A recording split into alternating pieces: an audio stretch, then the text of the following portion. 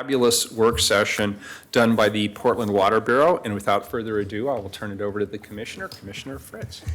Thank you, Mayor, and thank you to the lovely people at Cherrywood Village who just helped let me speak at their residents' meeting, and here I am, back for the Water Bureau's presentation.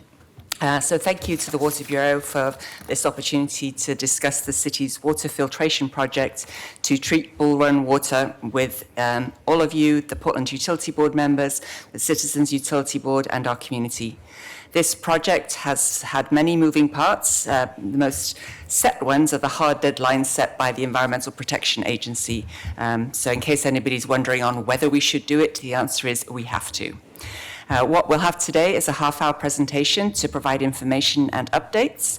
It would be very helpful if you could hold your questions till the end, just to make sure that we think we've anticipated most of the questions, and indeed appreciate having met with you and all your staff.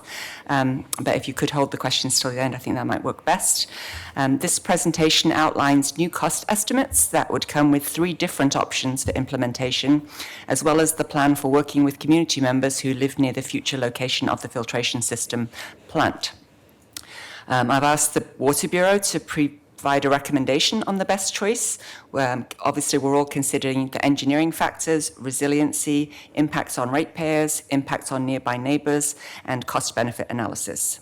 And then the next steps will be that I will get, not today, because we know that you'll probably want to get advice from the Portland Utility Board before you give me yours, but after they've weighed in to all of us, I will discuss it one-on-one with each of you, and the Portland Utility Board will have an open public meeting on October 1st, and the Citizens Utility Board will give us their advice, and all of this will guide me as I prepare a resolution to inform the design contract, which will be considered by Council at a public meeting hearing in October.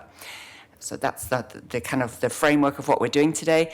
Mike Sturr, the director of the Portland Water Bureau, and the Water Bureau staff will now give us the information. So, Mr. Mayor, Commissioners, we're here to update you on what we've been doing for the last year and a half or so. I think we've been scrambling and doing a good job and trying to hold our schedule so that we can meet the EPA deadline. We have several of our project neighbors here. They've driven a long ways, and we appreciate them coming. Wholesale customer is here, and 2 or 3 consultants, and I welcome all of you. What I'm going to do is turn this presentation over to the team who's sitting to my right. That's Gabe Solmer, Deputy Director, Cecilia Hune, Finance Director, and Dave Peters, who's the Principal Engineer of the project. First speaker will be Gabe, who has been leading our Executive Steering Committee on the project. Gabe? Thank you so much, Mike. I'm Gabe Solmer, the Deputy Director, and good afternoon. Thank you, Commissioner. Good afternoon, Mayor, Commissioners. Thank you for the opportunity to present on this momentous project. And thank you to those tuning in. I know our Portland Utility Board members are anxious to hear this information, and our Citizens Utility Board of Oregon as well. So thank you all for tuning in. In 2017, this council, slightly different makeup, but this council unanimously approved the building of a filtration plant and urged this bureau to be guided by Portland values and the time horizon of the next 100 years. So we are very proud of how the Bureau has responded to that guidance and taken that direction in this first 2 years of the project.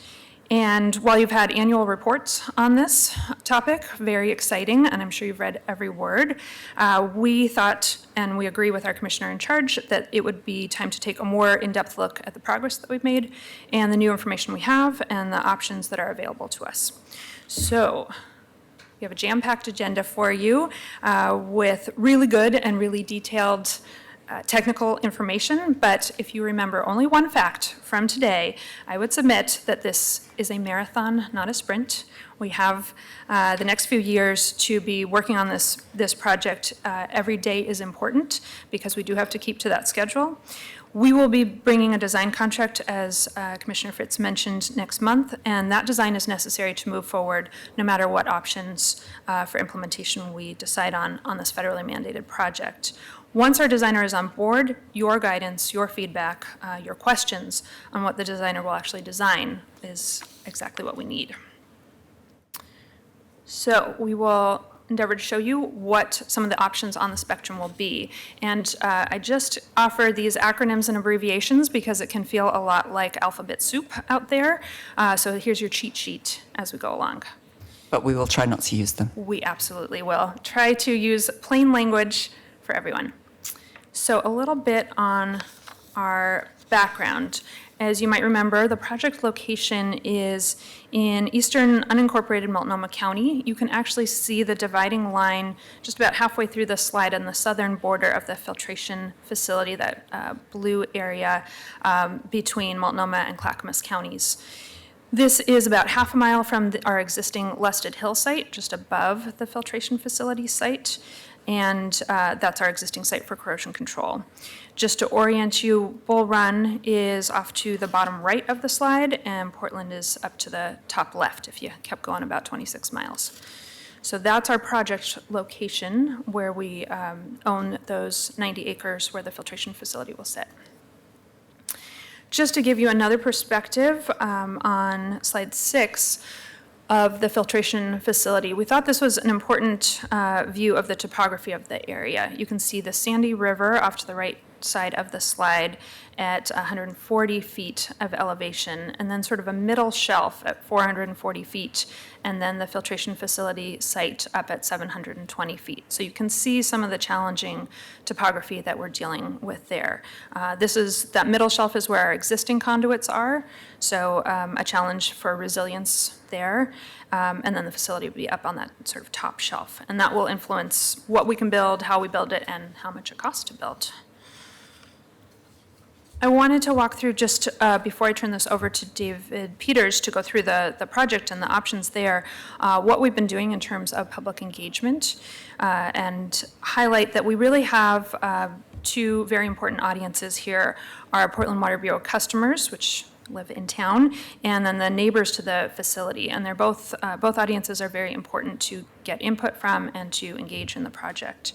We've targeted both audiences with meetings, with mailings, with videos. You can spy our intrepid Commissioner Fritz at the bottom right there at one of our open houses. And then we thought that this information on slide 8 was helpful just to highlight the equity lens that we brought to this project. And you can see one of the outcomes of that work in the data that we gathered from focus groups. This is from February of this year.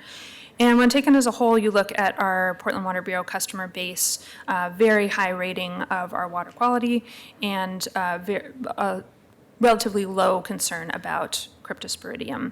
That is a different picture when you look just at our low-income customers, and in this case, low-income customers, in this case, are 60% of median family income.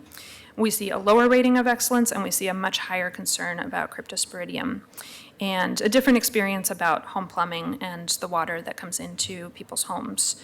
And so this difference, and in looking at this, allows us to think about the options of this plant, keep resilience in mind, understand what water quality means to these different groups, and how critical it is to have a safe, reliable source of water.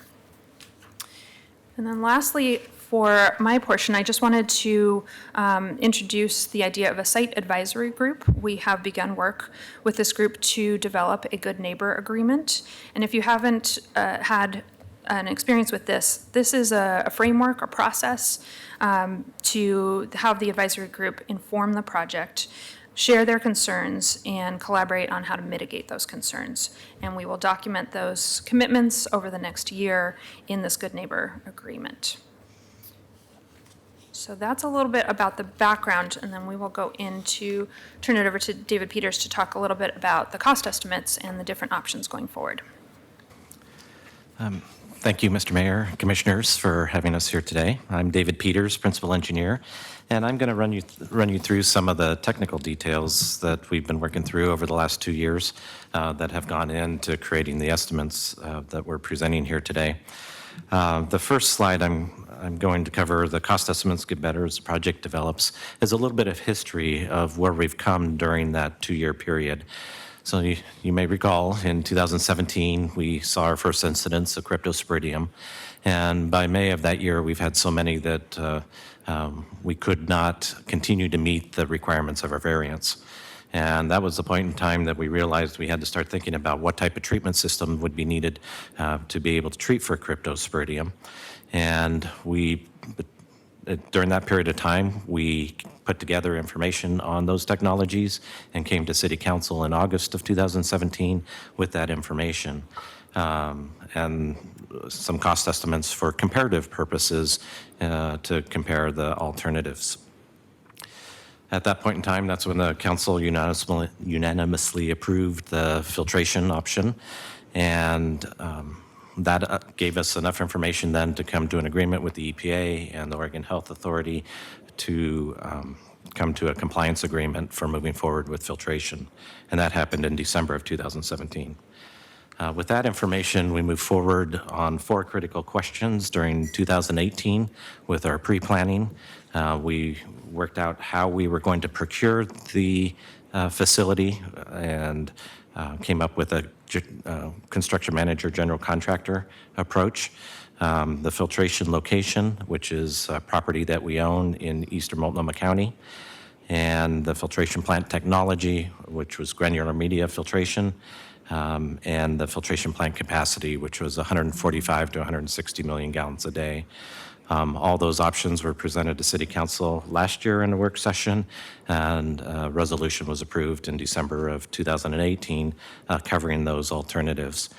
All that work that was done to come to those conclusions also had a public outreach where we talked to stakeholders and the public and got feedback on what they valued in their drinking water. All of that informed our choices there. With those limited questions answered, we moved into 2019 and have now been able to analyze what it will take to build a filtration plant. And we've taken 2019, we've been doing a lot of detailed evaluations. We've done all of our field work, geotechnical investigations, cultural investigations, environmental investigations. We've done workshops with our technical experts. We've been doing further studies on traffic in the community. We have a pilot plant that we started up at our headworks where we're actually treating 20 gallons per minute of bull run water, looking at the alternative treatment technologies, understand the technologies that we'll have as part of our final treatment system. We're testing them out to see which ones work best on our water. We've set up our project controls and our project office. All of this to inform where we're at today and provide you with an estimate of the updated cost. What we have not done yet is started design. We have selected a designer and we'll be bringing that contract forward for your approval here in the near future. But we have not started design. We're still in the planning phase. There's still a lot of information that we have left to understand going forward. And since we haven't started design, we haven't gotten into construction yet either.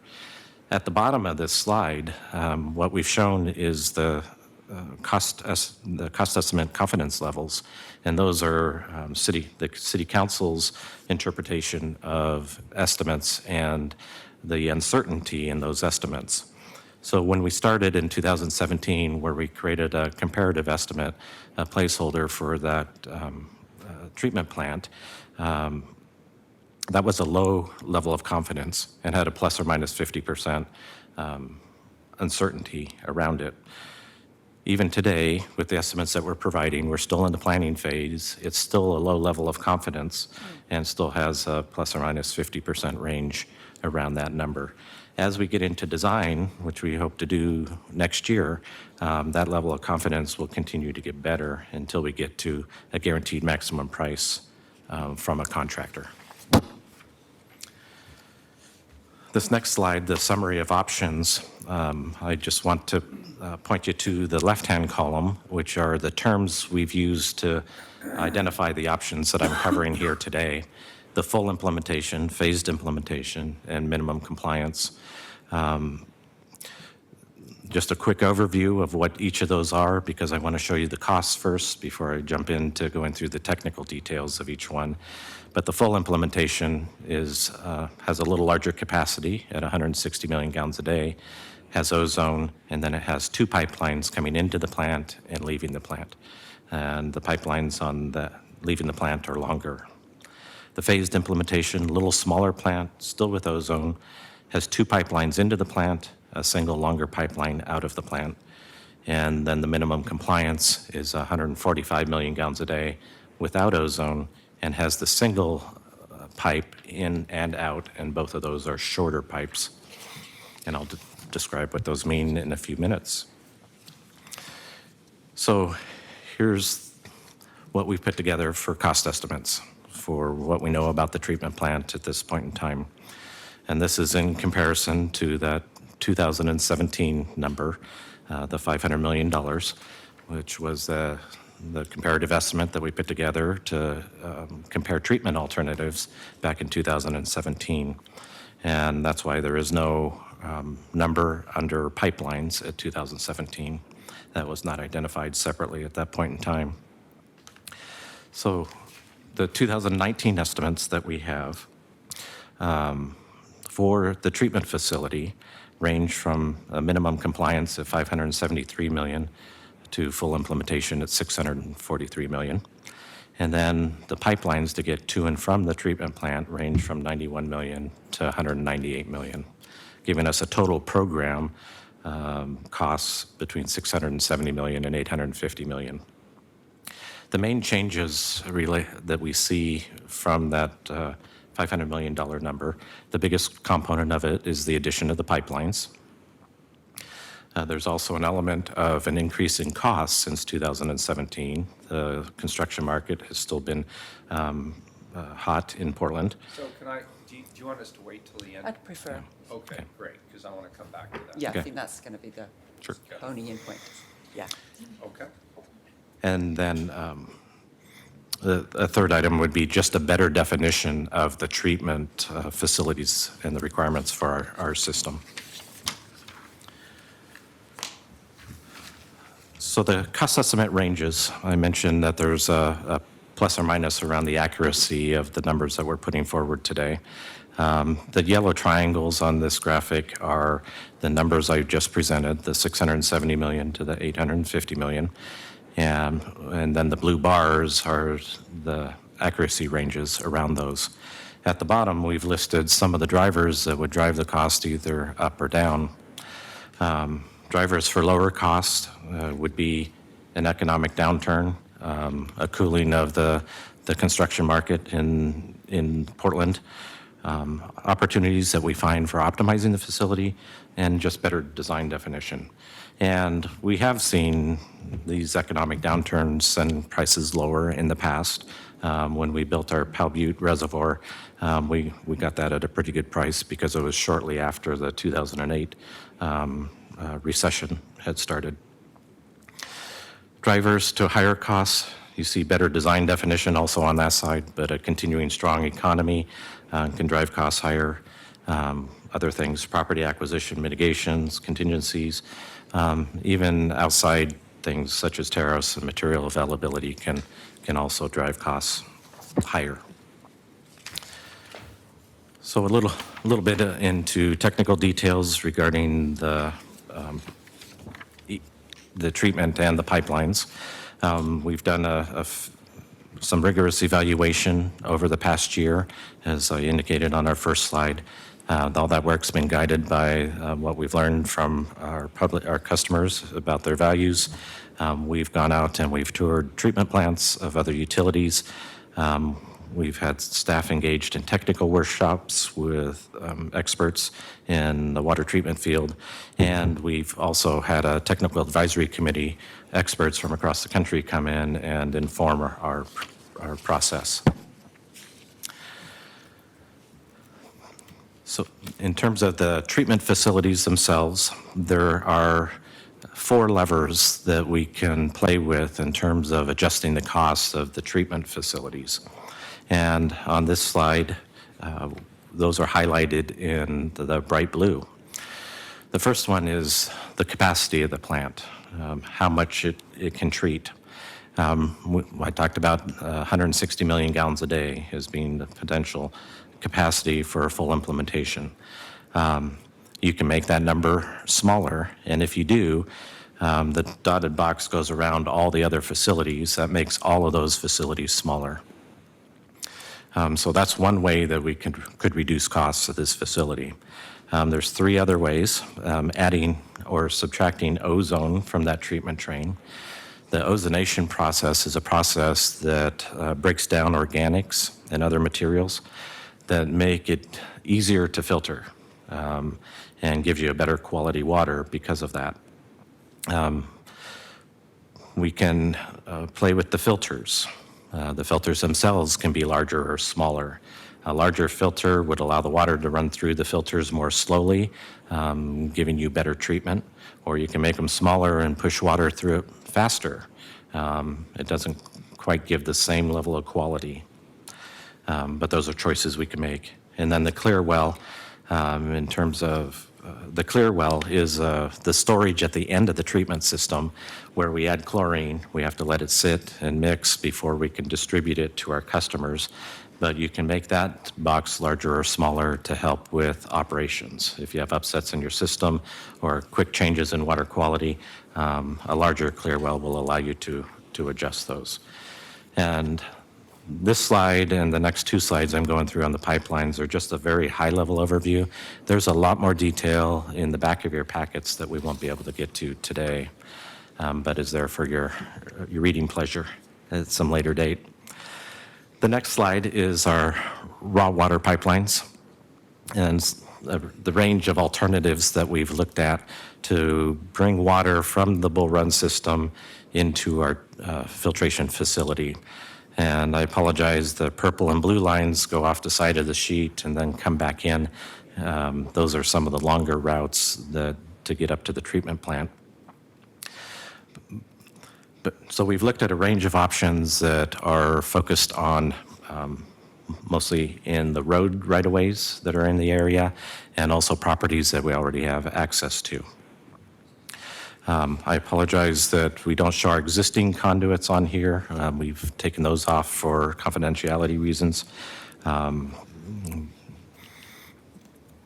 you can get an idea how we tie into them. The one point to make on this particular slide is in regards to, I mentioned one pipe versus two pipes. If we have one pipe coming from our existing conduits up to our treatment plant, that is less resilient than having two pipes. One pipe, if you have to shut that pipe down to do maintenance, to do a repair, you have to shut we'd have to shut the whole Bull Run system and this treatment plant down to be able to do that. If you have two pipes, you're able to take one down, continue to operate your system on the other pipe. But whatever we come up with, both those pipes will be seismically resilient and will be just a more resilient system. The next slide on the finished water pipeline, again, showing the options that we evaluated as part of getting water from the treatment plant back to our conduits to get it into town. I already talked about the differences of one versus two pipes. The other point to make about this is I've mentioned having a short pipe versus a long pipe. The short pipe would get us to the conduits with the shortest amount of pipe possible. The longer pipes allow us, we considered taking advantage of putting a larger pipe in to take care of some aging infrastructure that we have on our existing conduits. We know that the pipes in this area have had some breaks in the past few years, and is just an area that has been aging faster than other areas. And so we took advantage of that by considering longer pipes as an alternative. Summary of options and cost estimates is just a visual representation of all the information I've presented so far. Full implementation for the $850 million, down to minimum compliance at the $670.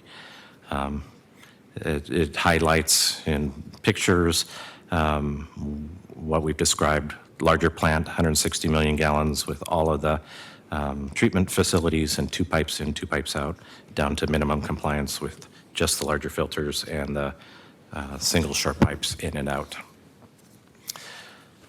I'll take just a minute on this first slide of the full implementation summary, and then the next two slides will go fairly quickly. The full implementation, it will meet all projected demands over the next 20 years. We've done demand evaluations and looked at the future, and the 160 MGD will meet those future demands even in the hottest, driest summers as we move forward into the future.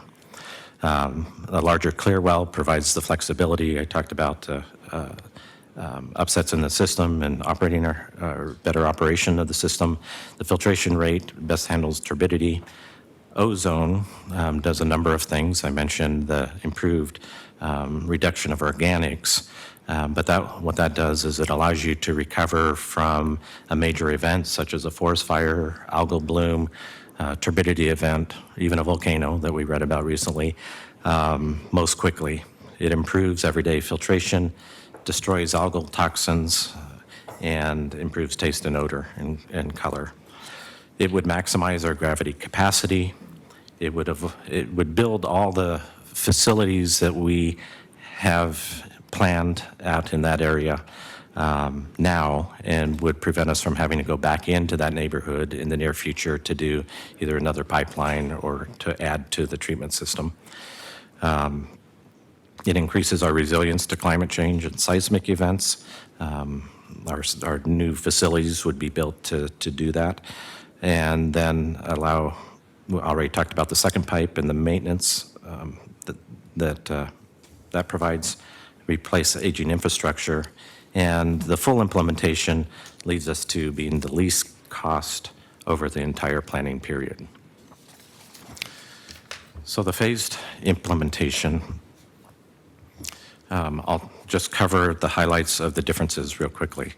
The phased implementation, it's 145 million gallons a day, so it would only meet most of the projected demands over the next 20 years. On those years that it could not meet demands by itself, we would have to run groundwater to supplement the supply to make up the difference between 145 million gallons and 160 million gallons. The filtration rate handles turbidity. It flows through the filter faster, but we're able to do that with the addition of ozone because it enhances the filterability of the water. And then the pipeline issues, we'd have two pipelines into the facility, so the benefits of having two pipelines only apply to the raw water side. On the finished water side, you just have a single long pipeline that would benefit or allow us to decommission the aging infrastructure. And then the minimum compliance. I want to stress that the minimum compliance can meet all the requirements that we set out to achieve with a filtration plant. It just does not come with the added benefits that I've discussed as I've gone through the presentation. The biggest difference is, again, the smaller capacity, 145 million gallons a day. But the benefits of having the minimum compliance is that it's reduced capital costs, reduced rate impacts today, and reduces neighborhood impacts today. So the full implementation, Commissioner Fritz has asked us, the Water Bureau, to put together a recommendation to put forth today for your consideration, and we recommend the full implementation. And for the reasons listed on this slide that I've described as I've gone through the presentation. At this point, I'll have Cecilia talk about the rates, funding and rates. Okay, I'm Cecilia Hoon, the Finance Director for the Water Bureau, and I'll be covering the impacts to rates and the impact to our customers' bills. But I'm going to start with a review of the current water rate forecast. Our current water rate forecast is 7.4% each year for the duration of the project, and it includes funding for the $500 million project as it was estimated back in 2017. So 7.4% each year, covering $500 million for the project. The forecast, and you've heard me talk about this when we do our rate presentation, is that it's very conservative. It includes a lot of conservative assumptions, one of them being bond rates. We will be issuing water revenue bonds to fund the project. And as we issue revenue bonds at very low rate compared to what we forecasted, we can expect that our rate increase would be lowered. Okay, so on page 26, we have, these are estimated rate impacts to the water rate, and the impact are above the current forecast that I just talked about. So with full implementation, going from the 500 million to the 850 million, the water rate impact is 1.8% above the current forecast, and that's for each year. Phased implementation, impact to rates is 1.1% above current forecast. Again, that's for each year. Minimum compliance, 0.7% impact to rates above the current forecast. So that's the impact to water rates. What does it look like for the combined rate impact to water, sewer, and stormwater bill? The black line is our current forecast. Again, that's assuming 7.4% for water. And we are also assuming that BES continues with their 3% a year rate increase. The orange line is the full implementation with the 1.8% water rate impact added. The combined rate impact on the bill would go from the 4.57% to 5.22% with the full implementation option. Following that same trend, the same trend as the current forecast, so going up each year, by fiscal year 27-28, the combined bill impact for the full implementation would be about 5.78% increase. Again, that's all assuming BES at 3% a year. The green line is the combined bill impact on the phased implementation. Minimum compliance is the blue line for the combined bill impact. And so what does all that mean to our customer? This bill impact represents our typical single-family residential customer that uses about 5 CCF. Again, the orange line is full implementation. Their bill will be 76 cents more next year than what we have forecasted for them to be going up by. And by the end of this period, they would be looking at $10.91 more than what's forecasted for the bill to increase. To be clear, is that annual or monthly? Monthly. Monthly. Monthly. Okay. Did I say annual? You did. Sorry. Thank you. Monthly bill. It's scary.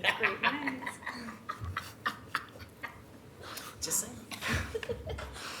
Got this inside joke. Okay. It's not you, it's us.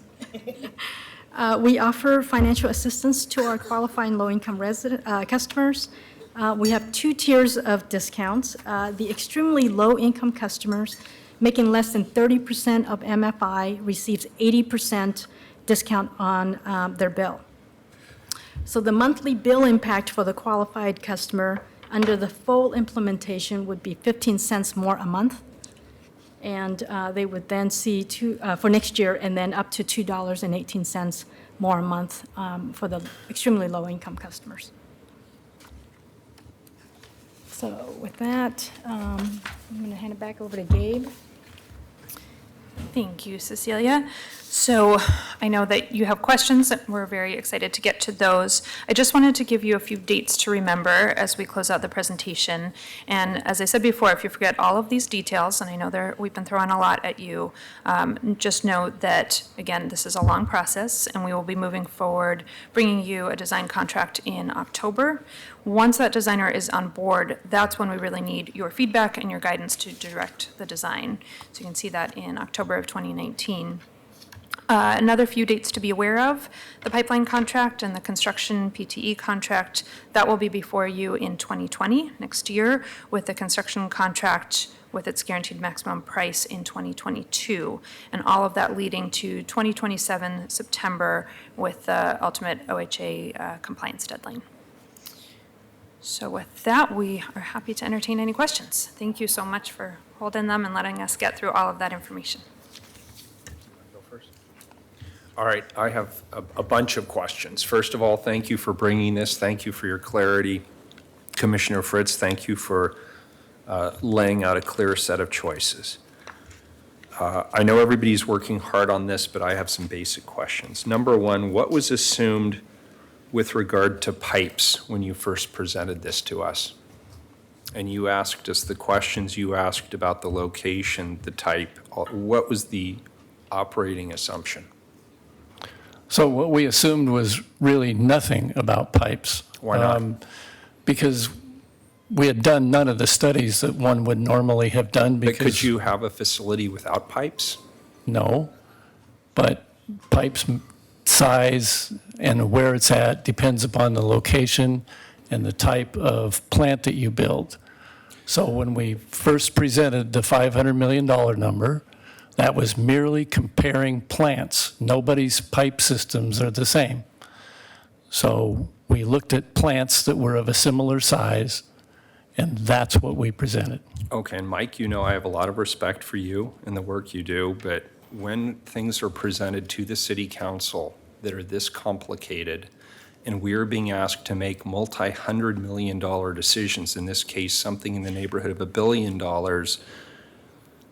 it would have been very helpful for me to know that what we were talking about at that time was not the total project cost, that we were talking about merely one component of an overall system.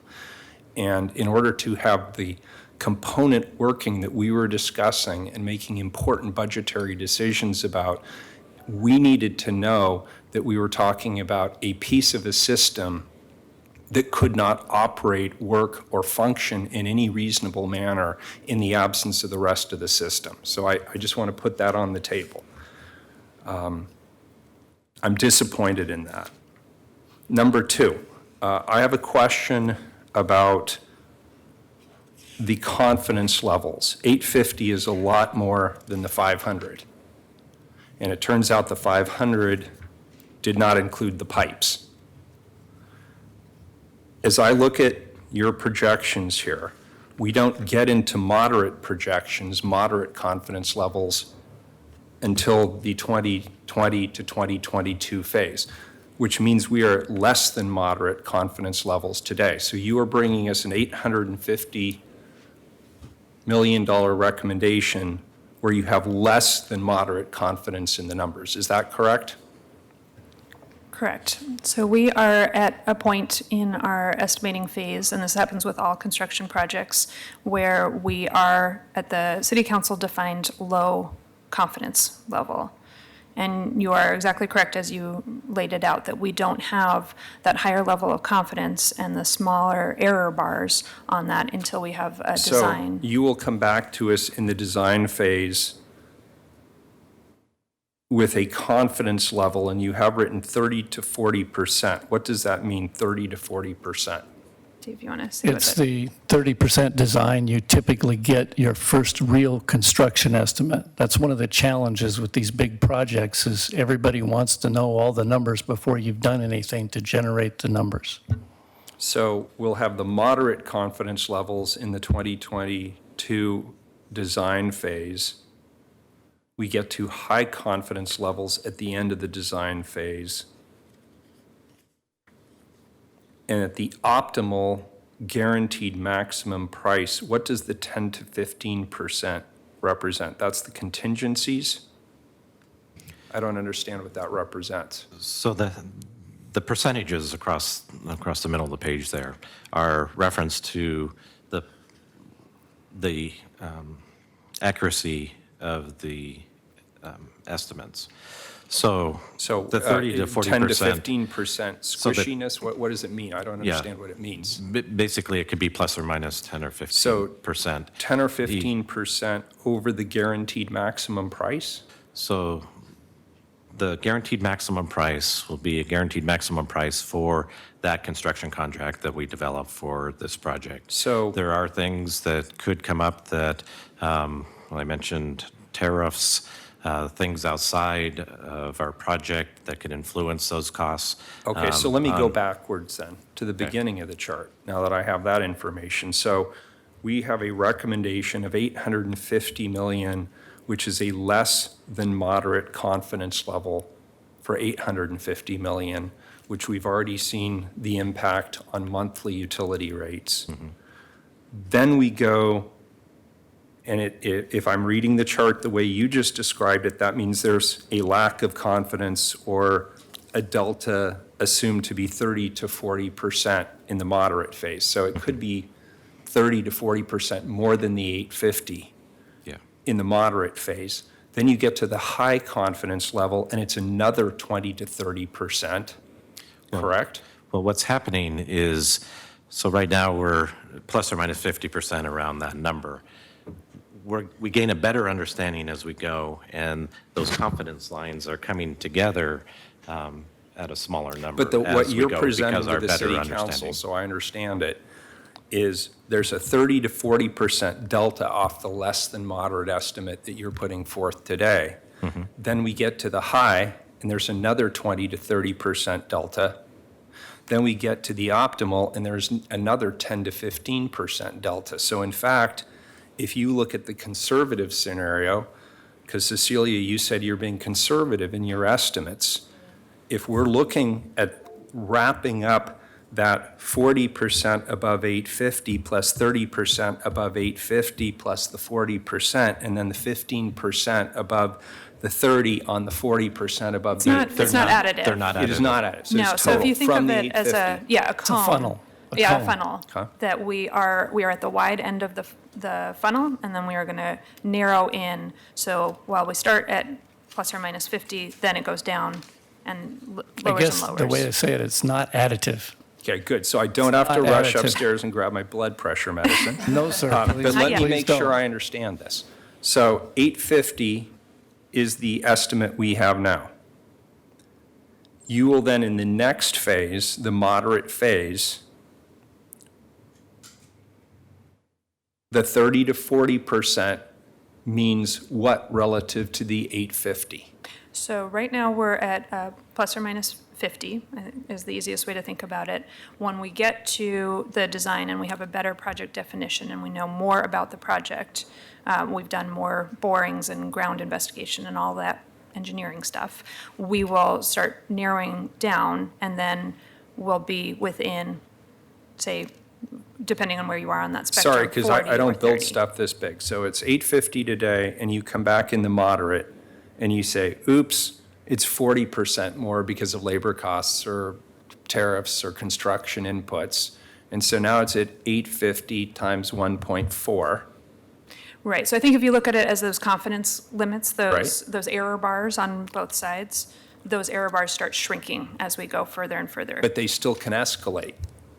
And they can de-escalate. I'm trying to get back to conservative because I like the way you think, especially if we're issuing bonds on the full faith and credit of the city of Portland and we're making representations to the bondholders. So I'm with you. So I just want to make sure I understand, given that the first jump went from 500 to 850 and it did not include pipes.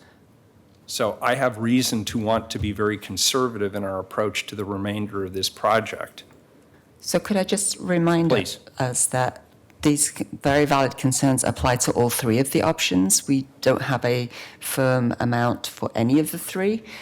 So I'd like to ask staff, are any, because if there's less pipe, does that mean that the estimate is a better estimate? Or if it's a lower number, does that mean it's a better estimate? Or are we just comparing the three? I'd say the range is the same for the smaller number. You can't get away from the fact that you've got a plus or minus at this stage in a project. So if you're going to build less project, the middle number, the one we're all talking about, is smaller, but you've still got the plus or minus. So all the pluses and minuses are equally smaller. Okay. One more question, then I'll move on to Commissioner Hardesty. I know she has a number of questions. So I didn't understand what you were saying when you said this is a 20-year plan. And when I looked at the sheet of paper, I lost it, it's in here, but where you don't mean we're just going to be in compliance for 20 years. What do you mean when you say it's a 20-year plan? I think, Mr. Mayor, what you might be referring to is the 20-year planning horizon of where we've looked at demand, so that we know that we will be meeting demand. David talked about demand with a larger capacity plant, you can give water to more people or for more uses. And we have looked at that demand out 20 years. After about 20 years, it's very difficult to predict anything. Director Hune? Hune, I'm sorry. Director Hune, what will be the duration of the bonds that we issue for this project? 25 years. So it's possible that we get to the end of this project and we need to issue additional bonds for additional capacity? No, what the capacity or the demand numbers mean is that over the next, we've looked at what we can predict over the next 20 years about what we think demand will do. And we have high confidence that this plant at the 160 million gallons per day will meet that demand. Okay. We think that at 145 million gallons per day over that 20-year time horizon, and we chose that time horizon because that's where we can have that high confidence. You could have a 50-year time horizon, you just wouldn't have a lot of confidence about what is going to be happening in Portland in 50 years. Okay, and as a non-expert on water treatment facilities, since I did not ask the question last time about whether pipes were actually included in the box or not, is there anything else that I've not asked you that is required as a fundamental additive cost of this project that we have not yet discussed as a council? No. Thank you. Commissioner Hardesty. Thank you, Mayor, and thank you all for your presentation. So I need to understand why we're doing a Mercedes plan when the requirement is that we meet the regulations that is the reason why we're doing this development in the first place. So the recommendation is full implementation as compared to the minimum compliance. Why, and I know your commissioner asked you to come back with a recommendation. Why are you recommending that one? I mean, and I heard the fact about 2 pipes, so if one has to be closed for maintenance, you got another pipe, but what do we do now? Do we have 2 pipes now? We have So 3 We have pipes, 3 ma'am. pipes now. And what do we do now when we do maintenance? Do we, You can shut portions of them down and work on one pipe, and it all runs through the other pipes. and have we had an experience in Portland where we've had to shut the entire operation down and not have actually water running through any pipes? I don't think so. I think we had a flood that wiped out 1, maybe 2 of the conduits for a time. Well, we have had to shut down for, when we've had turbidity too high, we've had to shut the whole system down. When we've had turbidity in the supply, we don't have filtration as an unfiltered system. If it goes above 5 NTU, they call it, we have to shut that whole system down. So we have had, without these types of facility, or these types of facilities will help us avoid those types of shutdowns.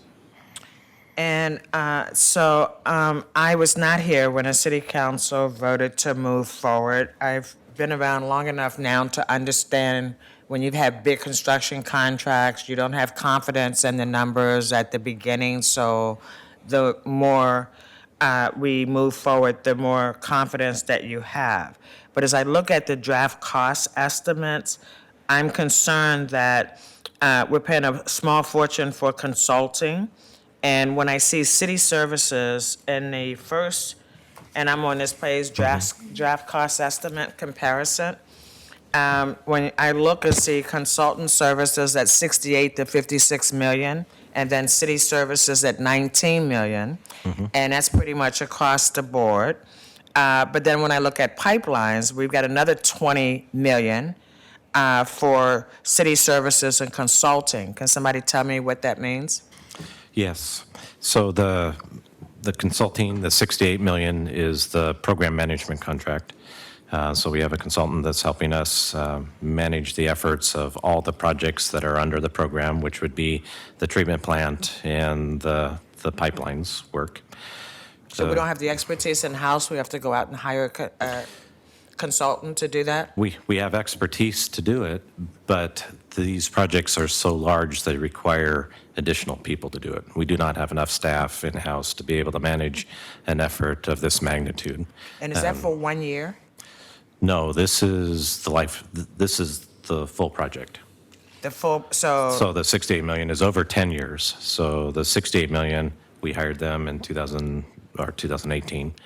And what is the They'll help 19 us million through. for city services? So that's the labor of the staff that will be helping the Water Bureau say staff. that again? That's the Water Bureau labor that will be working on the project. So we do have a number of people like myself and others that will be working on the project throughout the life of the project. So that 19 million is also over the life of the project, the next 8 years. So I'm a little confused that we are bonding to pay staff to do the work that they already do. Ma'am, that's how the capital construction costs are paid for on all of our projects, is from bond proceeds. We have a complex budget that's base and capital, and when you work on capital projects, that's funded by bond capacity, and that's always true for our folks, parts of our folks. Being new at this, Yes, this ma'am. is important questions to ask and have answered. And I don't think I fully answered your question on the other numbers. The 51 million would be the designer for the pipeline, or I'm sorry, for the filter plant. And the 20 million for the pipelines, we'll have separate designers for the pipelines that we'll be hiring to do that. And so that's what those three different numbers mean. But that's the coverage that we need to be able to get the designs complete. So I find it interesting that the consultant fees don't change based on whether we're doing minimum compliance or we're doing full court press. They did for the design on the filter plant, the 56 million versus 51 million. Oh, my bad, okay, 5 million. Yeah. But, I mean, the cost is pretty much the same across the board Yeah, with that minor change. The infrastructure to do the full facility is similar, even though the sizes of the buildings will be smaller. You still have the same number of buildings. You still have the same number of pipes that you have to put underneath that facility. Your calculations, while they don't end up with the same end numbers, the time that it takes to do the calculations and so on is the same. The number of drawing sheets that you have to produce is the same. The number of specifications you have to produce is the same. What the big difference is in the cost of construction of what you build.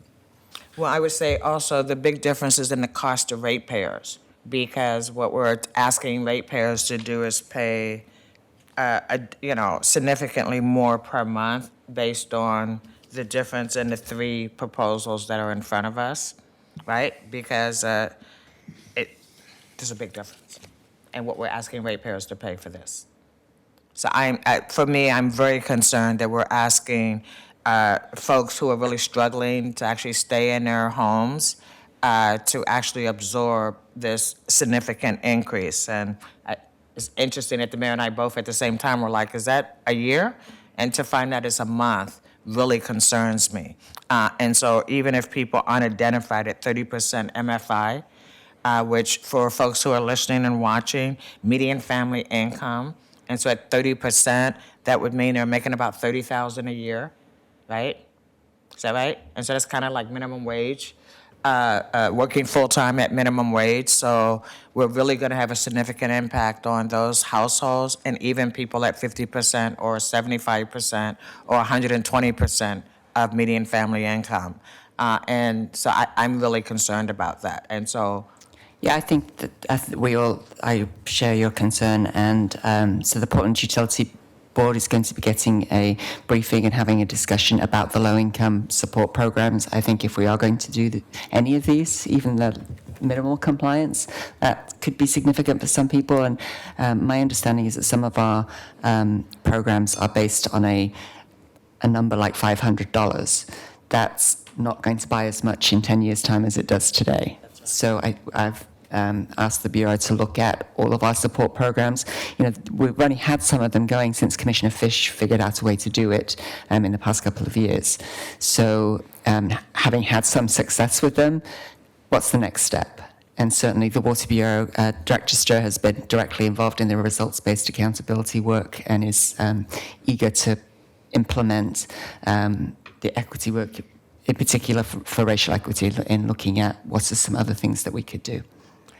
Thank you for that, Commissioner. And my last question is, how proactive are you going to be to ensure that people who are contracted represent the community? So communities of color, women, I'm pretty sure that these kind of jobs traditionally are specialized. And so what are you going to do to ensure that if we're giving out these kind of big money contracts, that it's actually benefiting people who are actually paying the bill? So this project is of a size to fit into the city's COEP. I keep messing up all the initials. The- Community ben- Community Opportunities There and you go. Enhancement Fund. Thank you, ma'am. There you go. I'm sorry, so this program is of a size to do what? Wouldn't it be for a community benefits agreement? It's a- Right. It's It's over the it's over the community amount that CEIP, requires an individual COEP. community benefits agreement, is my understanding. It's over the size. That's it. I think the number's think- over 25 million. Over 25. Yeah, Yes. so then it has to have an individualized community benefits So agreement. there will be an individualized community benefit. That's my agreement? understanding. And will It's- there be accountability built into that? Yeah, how are we doing on Washington Park with our, I think we're doing fine, but I didn't bring the numbers with me. Yeah. It's Hoffman Construction, and question. they always do awesome. So I'm happy to bring the numbers back if you yeah, want if you the could numbers. get back to us on how we're doing on this, Sure. because obviously we all share that concern also. And again, to summarize, we're choosing between the three options at this point, and no decisions have been made. As I said, I asked the Bureau to give us a recommendation, and they've shown us the pros and cons, what you'd lose in going to minimum. I'll be looking for feedback from each of you, from Commissioner Fish, Commissioner Daly, Portland Utility Board, public. No decisions have been made right now. I just wanted everybody to have the information that I've been given so that we can make this decision jointly. Because although I'm the commissioner in charge, I will not be by the time this project gets finished. I'll continue, hopefully, to be a Portland ratepayer. But yeah, there's lots more process to go through right now, and we will be looking at all the things, including hearing from the nearby neighbours, as would they rather have a big something now or a smaller something now, knowing that there could be some more disruption later. Right. Well, I really appreciate your thoughtfulness, Commissioner, and I thank you all. I know you've done hard work to get us to this point, and so please take the questions as really trying to understand what the best choice is, both for the city of Portland as well as for the ratepayers who have to pay the bill. Could I just have I'm one more sorry, go question? ahead. Yeah, please. Why can't we have 2 short pipes going in and 2 short pipes going out?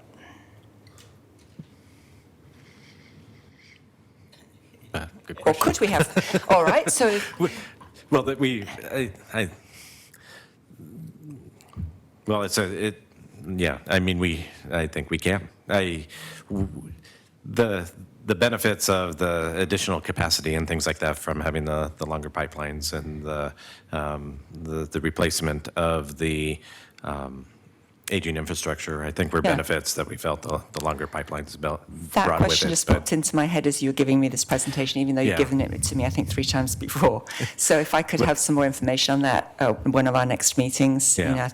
I mean, it'd be an element of the capacity question. So it would not allow you to get to the larger 160 MGD capacity to have the 2 shorter lines.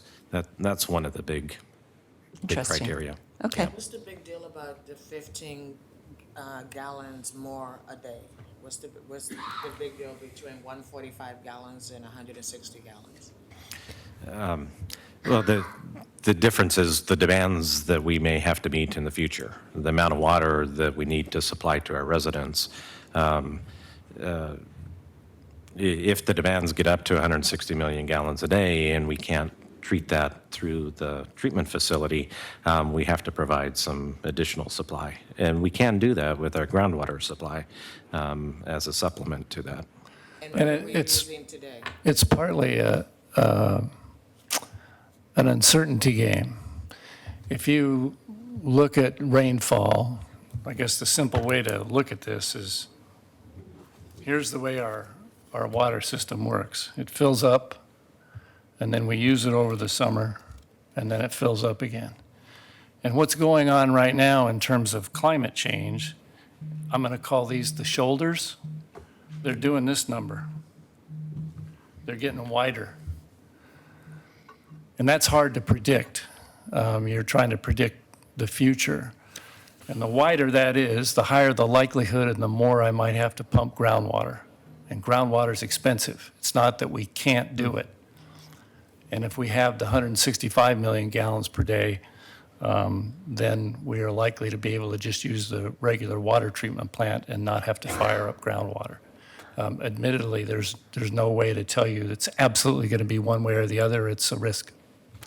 I know all. We use a mixture of groundwater over the summer to supplement bull run or when the turbidity gets too high, but then bull run for the rest of the year.